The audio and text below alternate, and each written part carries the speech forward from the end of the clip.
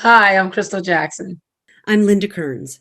I'm Nan McNamara. If you would like to learn more about Actors Co-op, our production in the Together LA Festival called When We Can't Meet, which stars Garrett Botts, Greg Martin, Linda Kearns, Crystal Jackson, and Natalie Hope McMillan. If you'd like to learn about all this and the festival, watch this video. This is Linda Kearns talking. I'll tell you why I first fell in love with theater, and it's my favorite story about theater. I was in kindergarten, and my kindergarten teacher, who was a goddess as far as I was concerned, to me, she looked like Snow White, um, had us put on a little kindergarten play called The Little White Rabbit Who Wanted Red Wings. And I was the only kid in kindergarten who could carry a tune. So I got to play the Little White Rabbit. And I was in my knee-high white socks and my little white shorts and my little white t-shirt with pink wings. That another one of the kids in the class, his mother had made pink wings with red glitter all over them. And I got to play the lead. I think that was the last time I was the final curtain call.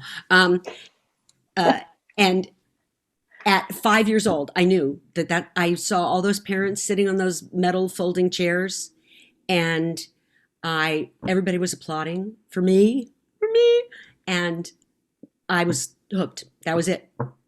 Done. Hi, I'm Crystal Jackson. Why do I love theater? How did I get into theater? I have to blame my father for this because when I was a little girl, my father would take us to the theater and we would see a lot of plays and musicals. And I would always come home and try to reenact everything I saw. And it was just something that a light just came on in front of me. And and then if I had to do the dishes, we have a backyard, and I would always look out into that backyard and I would just put on a show back there. It was just like my mind. My mom would come in the kitchen, and go, "Are you still doing the dishes?" And I'm like, "Oh yeah, yeah, yeah." But that's because my mind was just taken somewhere else. But also, I was very shy, so trying to get that shy girl to be this person that loves theater, I had to somehow overcome that. And I'm still shy sometimes when I'm, having to go on stage. Those nerves, get into me and whatnot. But being in high school and grade school and everything, and just doing little projects here and there was something about being on stage that magic happened, and it just filled me with so much joy, and so that's why I love it and have to do it. I'm Nan McNamara, and I love this question about how I came to love theater. It started when I was young as well. My father, actually, when he was young, was a tap dancer. He tap danced all over Minnesota with his partner when he was quite young, and he influenced me in a way. I think it was sort of in our genes. He also played the banjo, and so when I was young, that was a part of our background. But also, I went to Catholic grade school. And when I was in eighth grade, for some reason, we did sketches. I don't even remember the circumstances of how that came about, because you wouldn't think in Catholic grade school you would you would do sketches, but we somehow did. And I got onto this probably because I had seen it on television and was imitating somebody else. It was I did a weather girl. I was a gum chewing, fingernail painting, silly, bimbo-y weather girl. And I remember clearly, pointing to the map up at the chalkboard and pretending like my fingernails got stuck on the map, and everybody in the classroom laughed. And to me, that was like, whoa, this is so cool that I can become somebody completely different from who I am, and I can make people laugh. And that was sort of the beginning of the end of jumping in and staying there, staying in that water. I would just dabble at a young age, working as a hostess somewhere, and just, time is lapsing and I have nothing to do, I'd grab a napkin and I would just start writing, things. And, I would write songs, I would write poems, I would just write little things. And I would call my mom up and I would go, "Can I read something to you?" And she would go, "Yeah, baby, go ahead." And so I'd read it to her and she'd go, "Oh my God, that's really good. That's so good." So I would put together like these little, scraps of paper and put it to the side. And so I don't know. I would love to call myself a writer, but it's just something that I enjoy doing. Um, and maybe later on down the line, I can say, yeah, yeah, I am a writer. I don't know if I can claim that right now. I just no. Why don't I claim that right now? Because I do write, and it's something that I do enjoy doing. So yeah, I'll own it. I will own it and stop being shy about it, and say it's something that I do enjoy doing. And it's just, you know, I have an overactive imagination. So it just allows me to go in there and just write what I'm feeling, or write something that will take me out of what is going on with inside of me. So yeah, I own it. I'm a writer. Well, for me, the passion for writing, I've always been a journaler. I have a whole box of journals in my underneath my bed. And it's pretty scary, actually, to go back to those journals and read about the problems of a, 17-year-old and a 20-year-old and a, 25-year-old, and how, you know, somewhat frivolous those issues seem now. And some things are still there. Some issues are still I'm still struggling with. But the first thing that I wrote for the theater was something called The World According to Spam. I'm from Minnesota, and Spam was something I grew up with. And so again, it was something humorous that I wrote that was a solo performance piece. And I really enjoyed it. It was a process that was completely new to me. And then from there, about 5 years ago, I started writing with a partner, actress, who we both were in acting class together. And we started writing for television. And so we have two screenplays that we've written for TV movies that we're trying to sell. And so the fact that, I had that as a somewhat of a background, theater being my number one passion, it seemed a natural progression to, continue to write. This was a new process in writing because there were 5 of us that were collaborating together. So that was a new process. But it's a real discipline, and I have so much respect for the playwrights that we know that are, successful and are produced all over the world. What they do, is amazing. And, that we could come together as a group of 5 and write something it was a real joy. It was a really exciting thing to get to do. Okay, in terms of loving writing, I love that you use the word obsession. Acting is the obsession. Writing is secondary to that. And it's interesting what Nan was saying about 5 people coming together to write. Nan was really the one who took our individual bits of writing and stuck them all together with an umbrella and with how they were going to fit and what the story there. It's 5 stories, but it's really 5 stories told as one story. And when you asked that question, I thought, when did I start writing? I, like Crystal, I don't think of that as my, I don't think of myself as a writer, but I guess I am. I started writing plays when I was a little kid, and I loved going to the library and checking out books of plays. And there was a monthly magazine that came out back in the 60s that went right to the library, and I would get it every month, and it would have like a half a dozen new plays in it.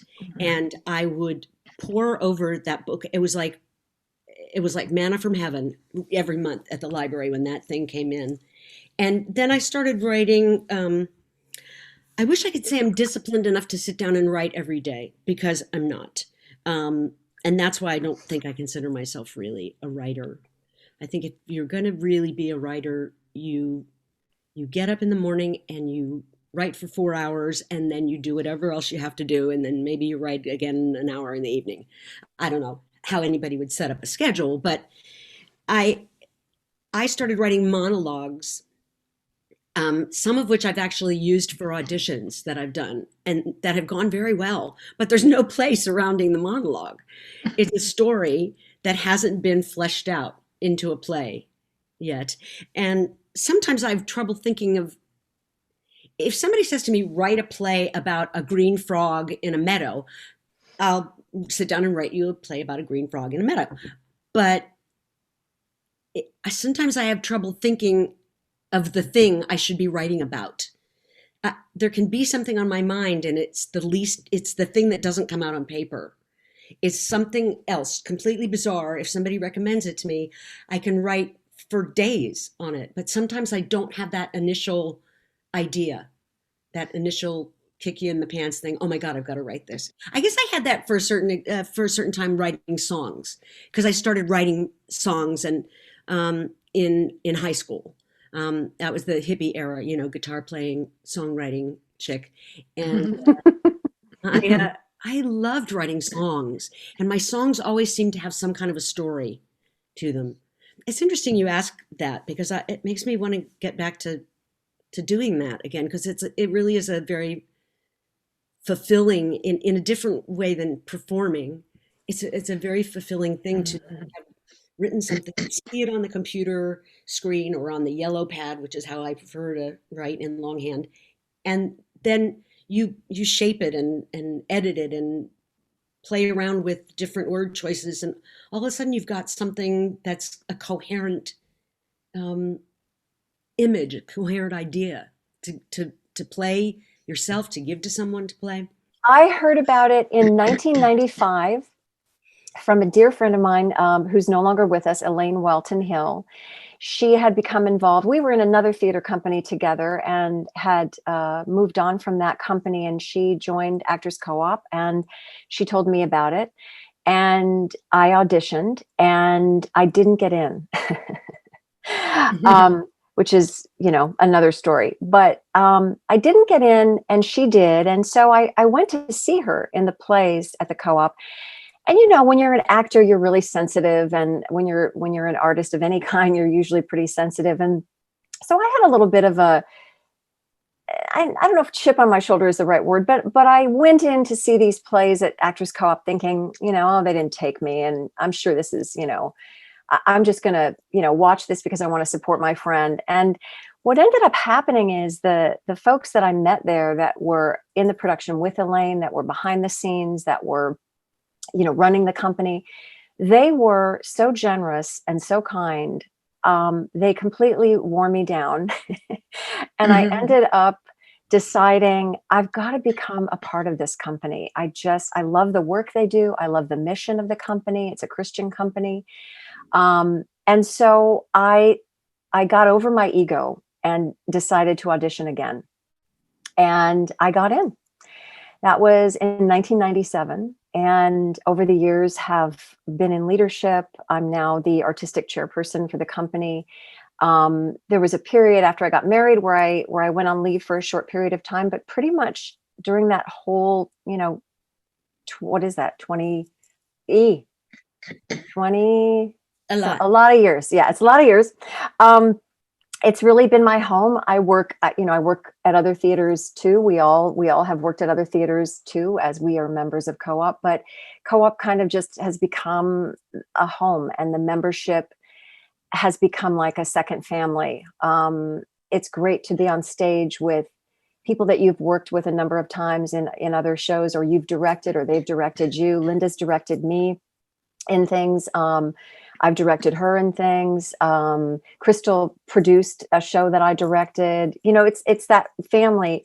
And then beyond that, it's become wonderful because we have so many guest artists from around Los Angeles that also join us either as artists, designers, or on stage. And so the family of Co-op is really extended way beyond just the membership. It's the whole theater community. And that is the blessing of the Co-op. It's just a great place to be. And how I got into Actors Co-op is basically what Nan described as a guest artist. I wasn't a member at the time. Richard Israel was directing Our Town, and they were looking for a stage manager. And so he called me up and he was like, "Are you still acting?" And I was like, "Yeah, I am. But I had been away from it for about 10 years. So trying to find my way back into this thing called acting, I didn't know exactly which way to go. And then I got that call from Richard. So I said yes. And so he was like, "Okay, come in and audition." And after that call, I said, "What am I doing? No, I can't do this. I can't. No, I can't. It's been too long." I got so afraid.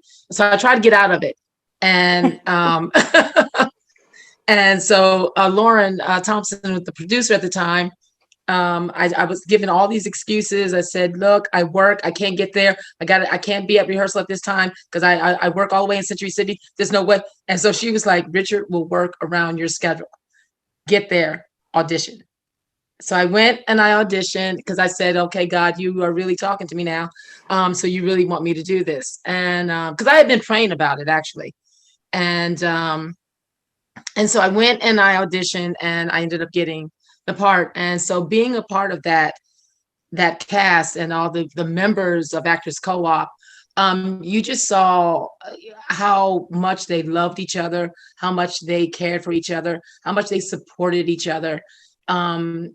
And I just saw that, and they just were so loving and so kind and so giving to me. And then they asked me, later on, it was like, "Crystal, would you like to, audition to be a member?" And I was like, "Yes." And so I was so excited that they asked me, and I was really pumped and energetic about it. And I went in and I auditioned. Yes, after doing the stage manager and all those monologues, I still had to audition for Actors Co-op. So at least you got in the first time. So yeah, that's my story, and I love it, and love everything about Actors Co-op. Well, Actors Co-op began as a journey for me when I first moved to Los Angeles early in 1991. And so I'm the old person here. And toward the end of that year, I heard that a girlfriend of mine that I'd done theater with back east was going to be doing this interview thing. I knew nothing about it. I knew it was called Intermission. And it's an organization that is no longer around, but they would do these evenings, I think it was about once a month, where somebody in the arts, writer, actor, designer, whatever, would come in and be interviewed about their life as a Christian and as an artist, and how did they fit those together, and what their theology was about theater or the arts. And a guy named David Shaw, who is no longer with us, was the interviewer. And I went solely to see my girlfriend because I was so homesick. And I loved the warmth in the room, and the fact that there were other people who weren't going to argue with me about wanting to be an artist and an actor. And I had already done a lot of theater back east, but on Broadway, when you say back east, on Broadway. And but this Los Angeles thing was a whole new animal for me. And so the main thing, cut to the chase here. Okay.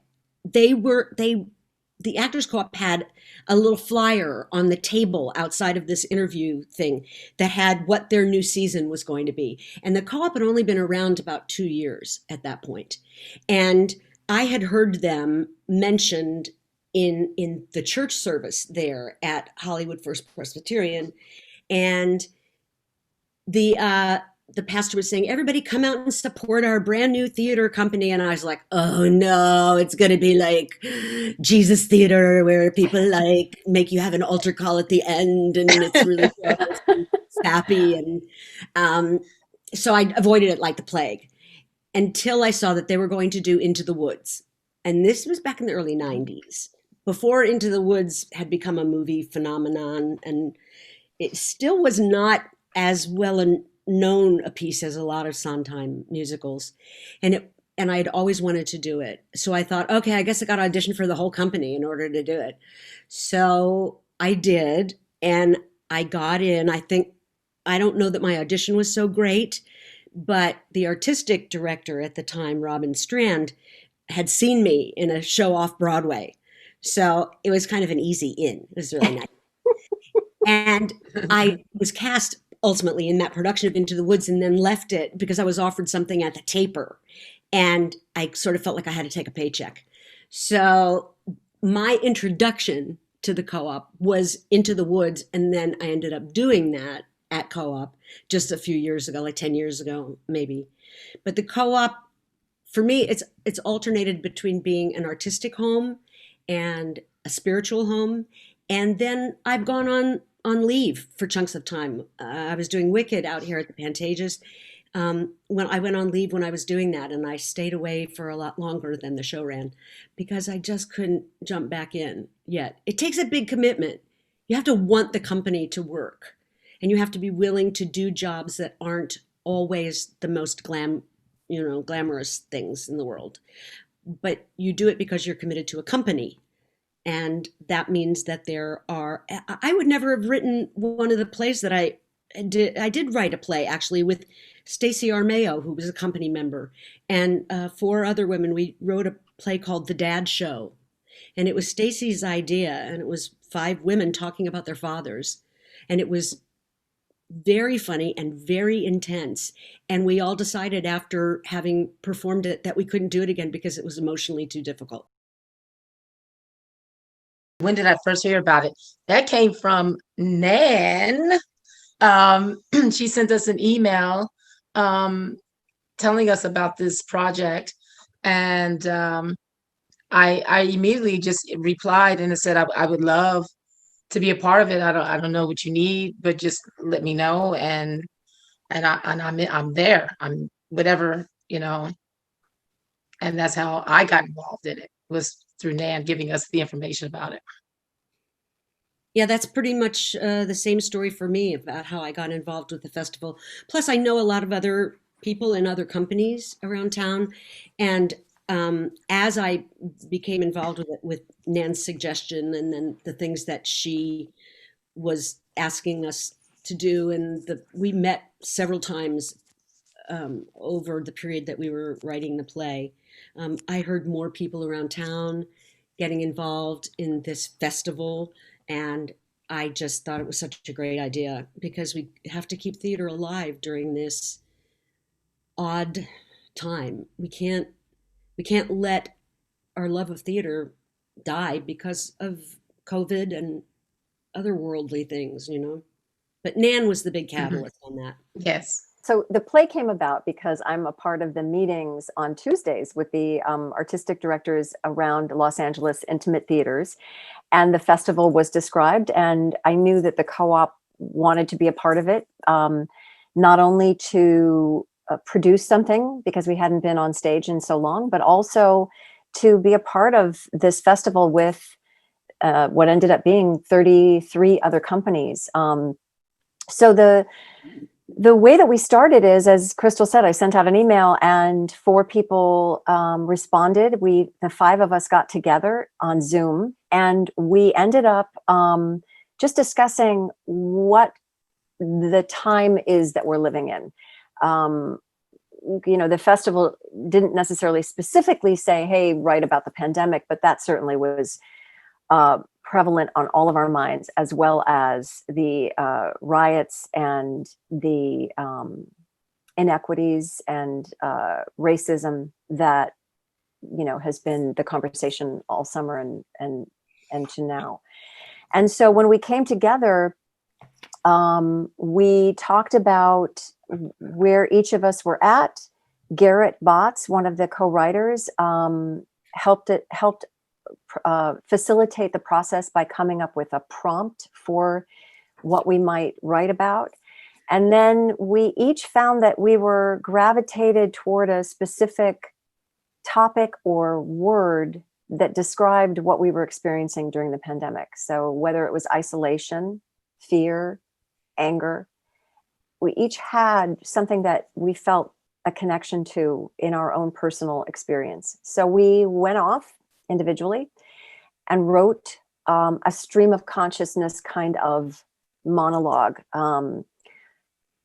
We threw up, is what I like to say. We just threw up, and tried to write from that really personal place. But in art, the specific becomes universal, and so then when everyone sent me their pieces of what they were writing about, their individual internal monologue, I took those and put them together in a format that created a story of 5 friends who were meeting weekly for a cocktail hour and experiencing different things, but similar things, and how they, would come together and process that. And so we read through that draft after everyone had written their individual monologues. I put together the first draft. We read through it. We all made suggestions and adjustments. We read through it again, and then we started working on Zoom, rehearsing on Zoom, and which was an interesting experience. And then felt like we had a solid draft, and that's kind of how it all came about. Yeah, I was basically writing mine from what I was feeling at the time, which was a lot of hurt. I was very angry. So my piece came from, the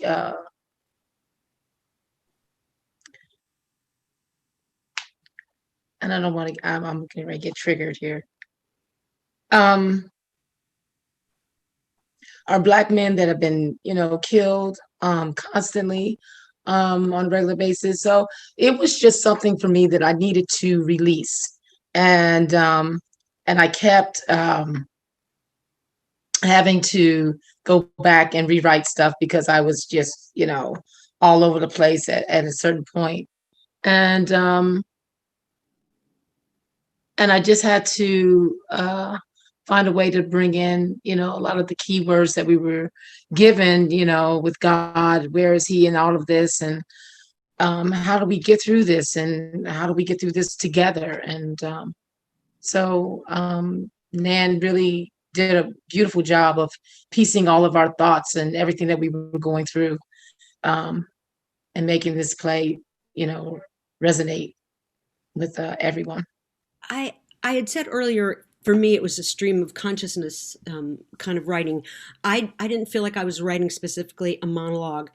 I was doing what Nancy said. I'm just kind of throwing up on the page, and all of the things that were troubling me at that time, which were an enormous amount of things, but at the forefront, certainly COVID and the Black Lives Matter movement, and my friends that were Black that we were having trouble communicating because of the pain that they were in, that while I could understand it, I didn't know how to address it.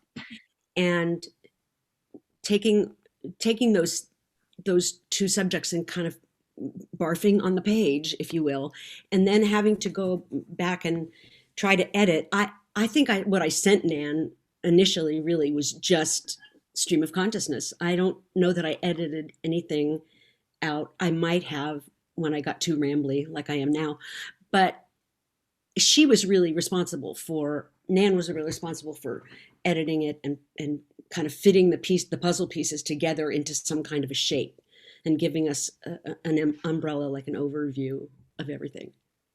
I would like for the audience to get out that we are all one, that um, if we all just take time to just listen to each other and connect with each other and tap into each other and listen when somebody's going through something and try to understand and also reach out, you know, because everyone's voice is important. Everyone is going through something, everyone is feeling something. And it's just important to just, have that open heart that you're not going to pass judgment against somebody because they are feeling a certain way. Um, it's tapping in and just understanding that we are all in this together. I think we're all in this together, and we're coming to that togetherness from very different places, and to hear each other's thoughts and stories and struggle, and to share what each of us is going through, even though it might not be terribly pretty, or it might not be what you would think that person would feel in an ideal world, to be able to share it with each other and to open the door in an honest fashion is the thing that ultimately is going to bring us to that place of togetherness that Crystal was talking about.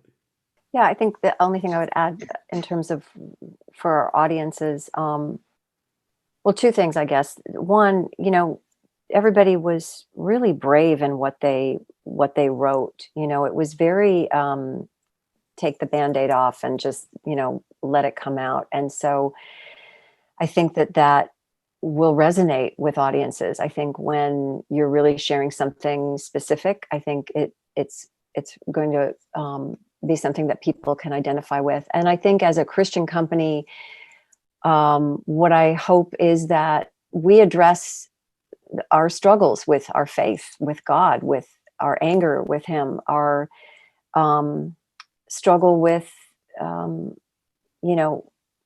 what's happening in our world right now. And so I think that is something that I hope audiences will resonate with as well, that we're all struggling in this. We're all struggling together. And if we can, as Crystal said, and Linda said, if we can all listen to each other, hopefully the communication can bring us together. And I think this country so needs that right now. They need to be coming together. Well, looking toward the festival and why the festival is important. Number one, it's just great to come together within our company and be able to create something.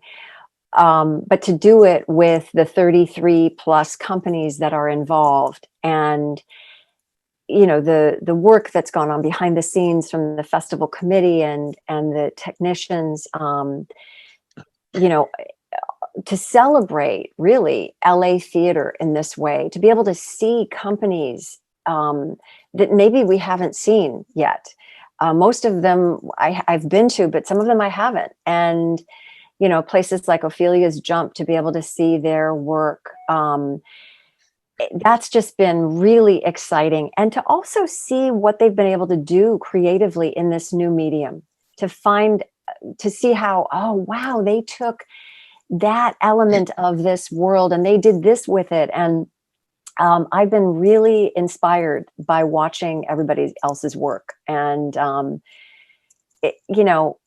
we're just so proud and so grateful to be a part of this community. And yeah, that's to be a part of this festival is just really exciting.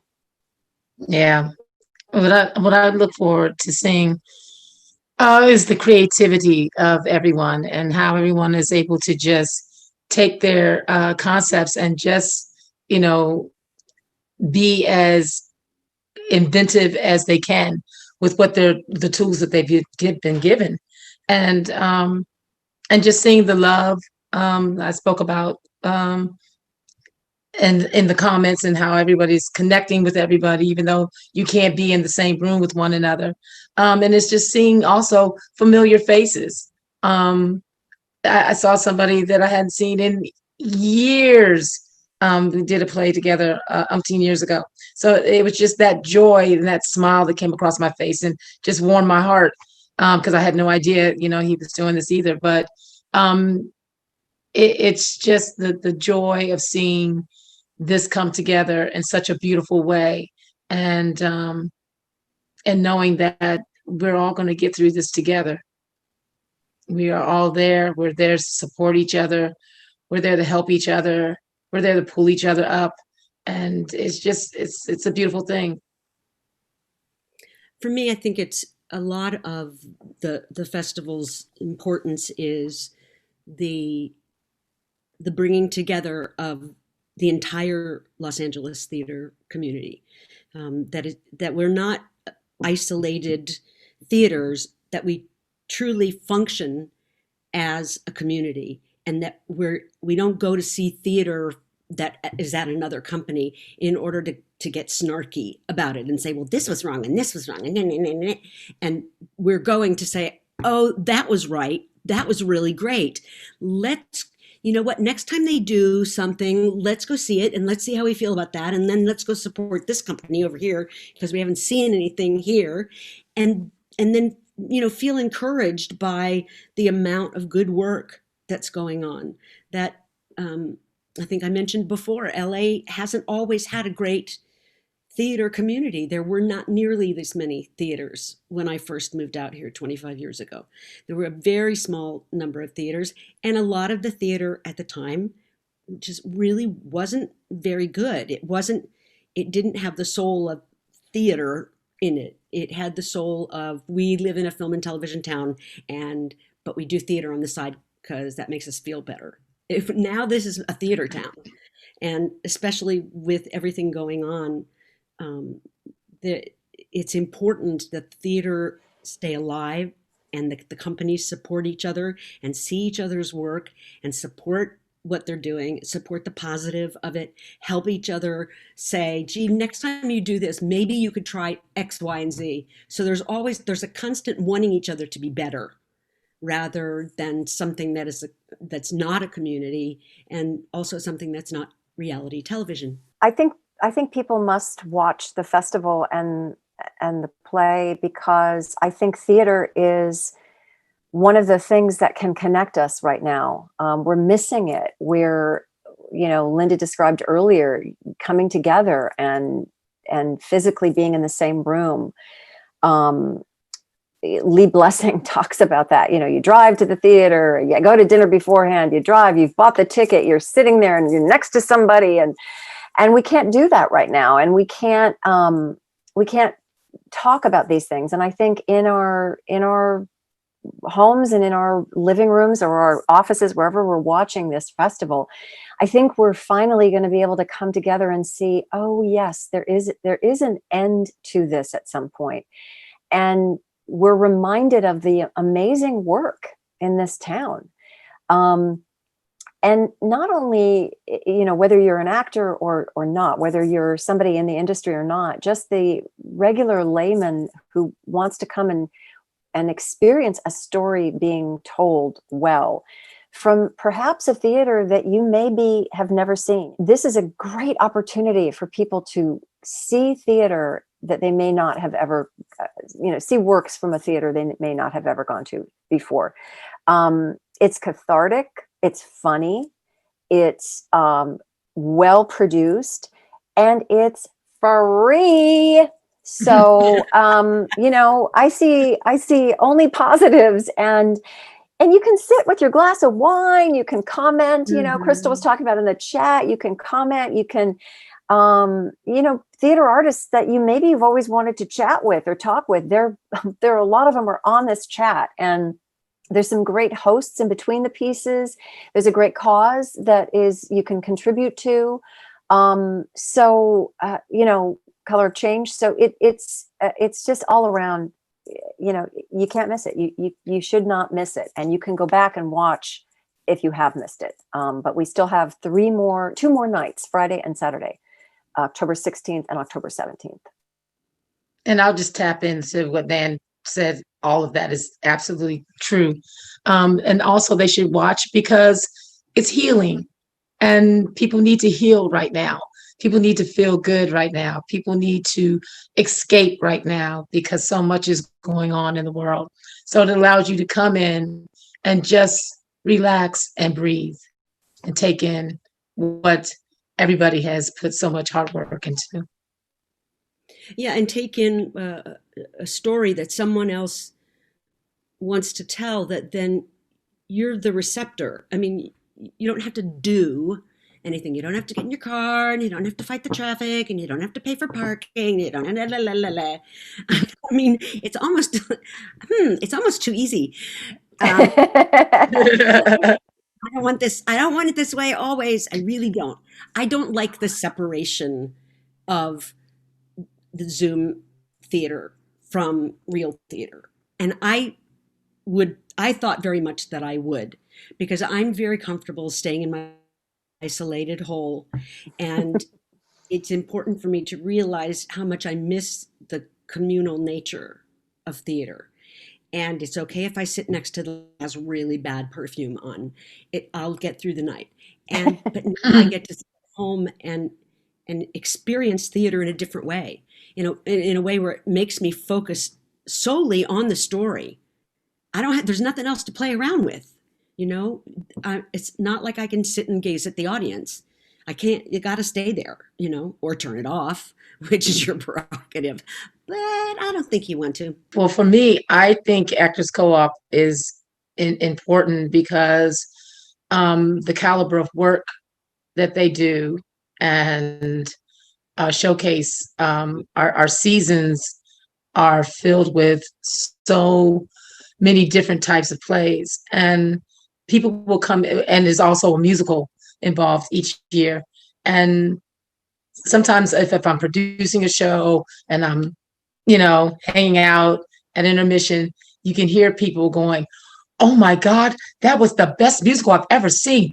Oh my God, did you see that?" I mean, it's just the feedback that you get from people that come in to see an Actors Co-op show.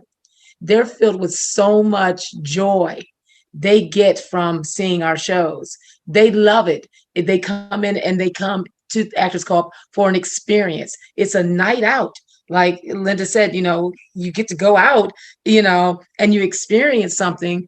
You're being around people that you love, other theater people, and it's just something that they take away.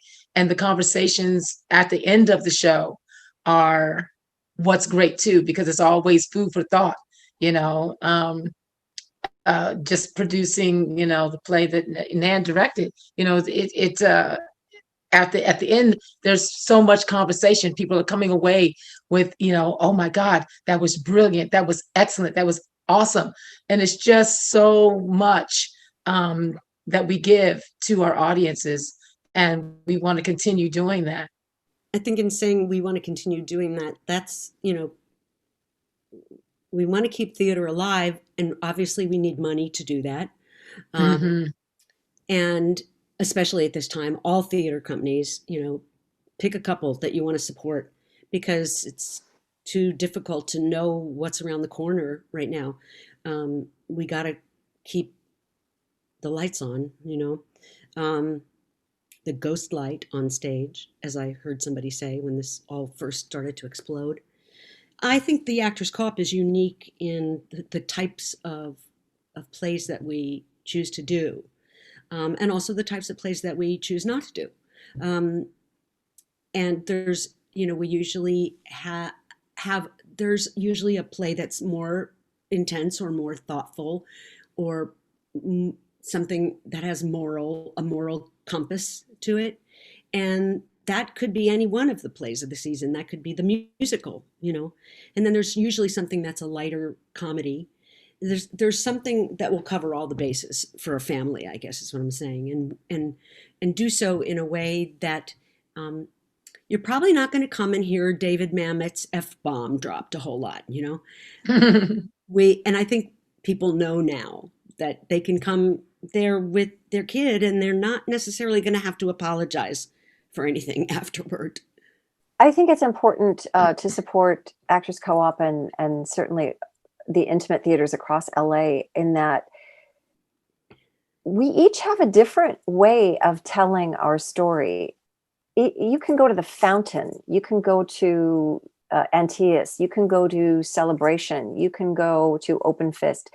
You'll see intimate theater. You'll be close enough where you're going to get spit on, you know. You're going to see, you know, sometimes the paint's still drying because we're all kind of scrappy in our ways of producing.